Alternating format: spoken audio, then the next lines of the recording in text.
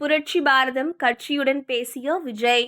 சிரித்துக்கொண்டே தாவேக ஆஃபரை நிராகரித்த பூவை ஜெகன்மூர்த்தி. தாவேக கூட்டணியில் புரட்சி பாரதம் கட்சியை கொண்டுவரும் நோக்கில் பூவை ஜெகன்மூர்த்தியுடன் நடத்தப்பட்ட பேச்சுவார்த்தை தோல்வியில் முடிந்துள்ளதாக தெரிய வருகிறது. அதிமுக கூட்டணியில் புரட்சி பாரதம் கட்சிக்கு 2 தொகுதிகள் ஒதுக்கப்பட உள்ளதாக கூறி பூவை ஜெகன்மூர்த்தி தாவேகாவின் ஆஃபரை நிராகரித்திருக்கிறார். சட்டசபை தேர்தலுக்கு இன்னும் 2 மாதங்களே இருக்கும் சூழலில் திமுக மற்றும் அதிமுக ஆகிய இரு கட்சிகளும் கூட்டணியை அமைத்து தொகுதி பங்கீடு தொடர்பான பேச்சுவார்த்தையை தொடங்கிவிட்டன. நாம் தமிழர் கட்சியின் தலைமை ஒருங்கிணைப்பாளர் சீமான் தனித்தே களமிறங்குவதாக அறிவித்துவிட்டார். இதனால் தாவேகா தலைமையில் எந்தெந்த கட்சிகள் இணையும் என்ற கேள்வி எழுந்துள்ளது. இதனிடையே செங்கோட்டையின் தரப்பில் ஓபிஎஸ் மற்றும் டிடிவி தினகரன் ஆகியோருடன் பேச்சுவார்த்தை நடத்தப்பட்டு வருகிறது. பொங்கல் பண்டிகைக்கு முன்பாகவே இந்த பேச்சுவார்த்தை முடிவடைந்து கூட்டணி அமையும் என்று கூறி வருகிறார்.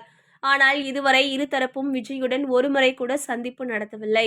அதேபோல் தாவேக கூட்டணியில் ஒரு பட்டியலின கட்சியை கொண்டு வர வேண்டும் என்று விஜய் விரும்பியிருக்கிறார். ஏனென்றால் ஓபிஎஸ் மற்றும் டிடிவி தினகரன் ஆகியோருடன் மட்டும் கூட்டணி அமைத்தால் அது விஜய் மீது ஒரு வகையான சமூக சாயம் பூசப்படும் என்று கணக்கு போட்டுள்ளனர்.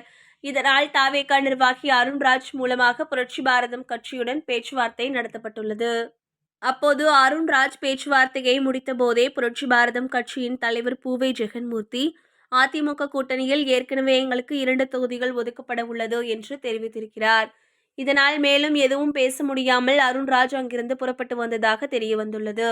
இதனால் தாவேக கூட்டணியில் எந்தெந்த கட்சிகள் இணையும் என்று அக்கட்சியின் தொண்டர்கள் பேச தொடங்கியிருக்கின்றனர்.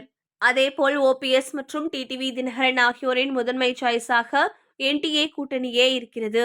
ஆனால் அதற்கு எடப்பாடி பழனிசாமி மட்டுமே முட்டுக்கட்டையாக இருக்கிறார். ஒருவேளை எடப்பாடி பழனிசாமி ஒப்புக்கொண்டால் சீமான் கதிதான் விஜய்க்கும் வரும் என்று எதிர்பார்க்கப்படுகிறது.